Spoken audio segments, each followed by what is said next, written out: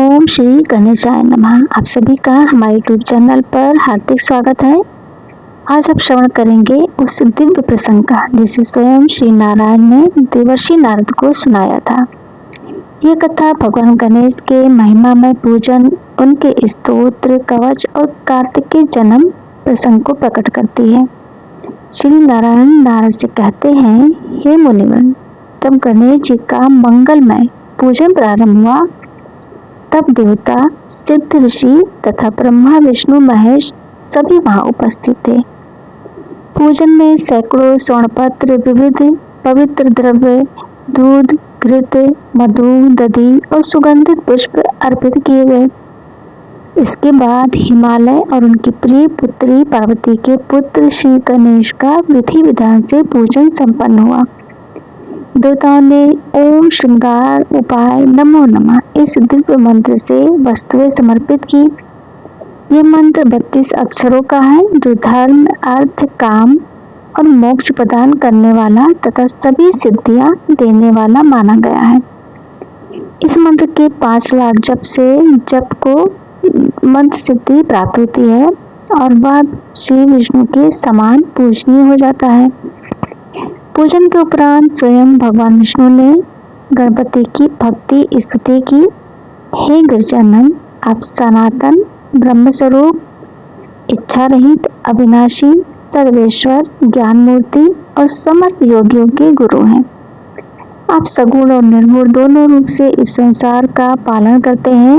आपकी महिमा का वर्णन स्वयं शेषनाग भी अपने सहस्र मुखों से पूर्ण नहीं कर सकते। न चतुर्मुख ब्रह्मा, न पंचमुख महेश्वर, न वेद, न सरस्वती, कोई भी आपकी संपूर्ण महिमा का वर्णन करने में समर्थ नहीं। देवताओं की सभा में गणेश जी की इस स्तुति से दिव्य कंपन उत्पन्न हुआ। जो मनुष्य प्रातः, मध्याह्न और सायंकाल श्रद्धा से इस विष्णुवृत्त गणेश स्तोत्र का पाठ करता है, उसके विघ्न स्वयं गणेश जी नष्ट कर देते हैं। जो व्यक्ति यात्रा से पहले इस स्तोत्र का पाठ करता है, उसकी सभी कामनाएं पूर्ण होती हैं। उसके घर में स्थायी लक्ष्मी का वास होता है। उसके 10 स्वप्न शुभ हो जाते हैं। तीर्थ यात्रा, महान दान और हजारों यज्ञों के समान फल वह केवल गणेश कृपा से प्राप्त कर लेता है। नारद बोले, भगवान, अब मुझे जन्म मरण के चक्र से मुक्त करने वाले कवच का वर्णन कीजिए।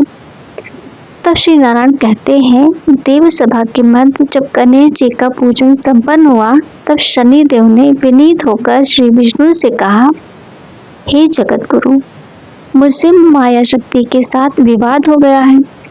मैं विघ्नों के शमन हेतु गणेश कवच धारण करना चाहता हूँ। कृपा कर मुझे दिव्य कवच प्रदान करें। विष्णु जी बोले, हे सूर्य नंदन, जो मनुष्य इस कवच को सिद्ध कर लेता है वह मृत्यु पर विजय प्राप्त कर लेता है। भूत, प्रेत, पिशाच, ब्रह्म, राक्षस, डाकनी, योगिनी और शोक रोग जैसे व्याधिदायक तत्व कवचधारी के निकट नहीं फटकते। ये संसार मोहन कवच प्रजापति कश्यप ऋषि द्वारा कथित वृत्ति छंद में रचित और गणेश जी देवता वाले अत्यंत पवित्र कवचों में श्रेष्ठ है। गणेश कवच संरक्षण स्तोत्र। ओम श्री गणेशाय स्वाहा, मेरे मस्तक की रक्षा करें।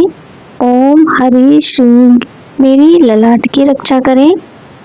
ओम हरि श्रींगा, मेरी नेत्रों की रक्षा करें। ओम गम गम सर्व करणे स्वाहा, मेरे होठों और मुख की रक्षा करें।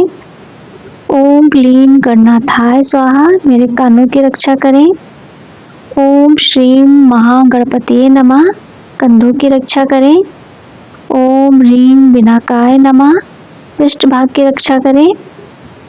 चारों दिशाओं में पूर्व में लंबोदर, अग्निकोण में विघ्नराज, दक्षिण में गजानन, पश्चिम में पार्वती नंदन, उत्तर में एकदंत, ईशान कोण में महागणपति रक्षा करें।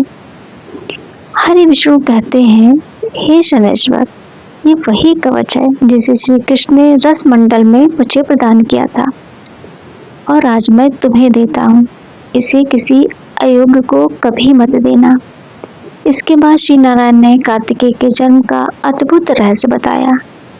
कैलाश पर एकांत क्रीड़ा के समय देवताओं के देखने पर शंकर जी का तेज दर शुक्र भूतल पर गिरा।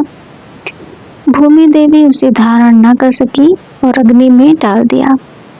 अग्नि भी उसे धारण न कर सकी और उसे शरकंडों में डाल दिया। वही वह तेजस्वी शुक्र एक दिव्य बालक में परिवर्तित हो गया। उसी समय कृतिका देवियां वहां आईं और बालक को उठाकर अपने घर ले गईं। उन्होंने प्रेम पूर्वक उसका पालन पोषण किया, इसीलिए बालक का नाम कार्तिकेय पड़ा।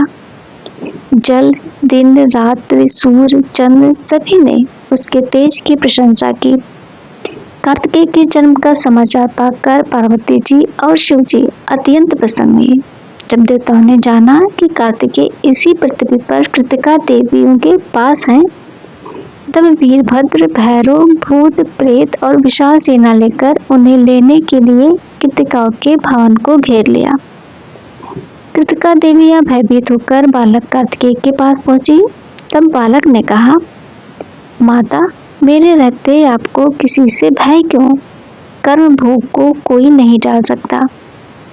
तभी देवसेना के सेनापति नंदी वहां पहुंचे और उन्होंने कार्तिकेय को समस्त घटना बताई।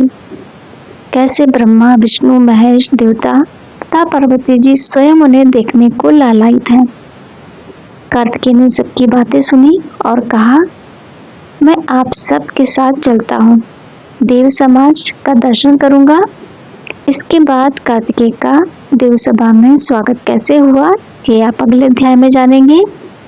अगर आप भी भगवान गणेश और कार्तिकेय की इस दिव्य कथा से जुड़े तो वीडियो को लाइक, शेयर, कमेंट और चैनल को सब्सक्राइब अवश्य करें।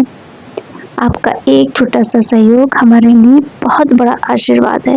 उम्मीद करती हूँ कि आज की ये दिव्य, विस्तृत और ज्ञानवर्धक कथा आपको अवश्य पसंद आई होगी।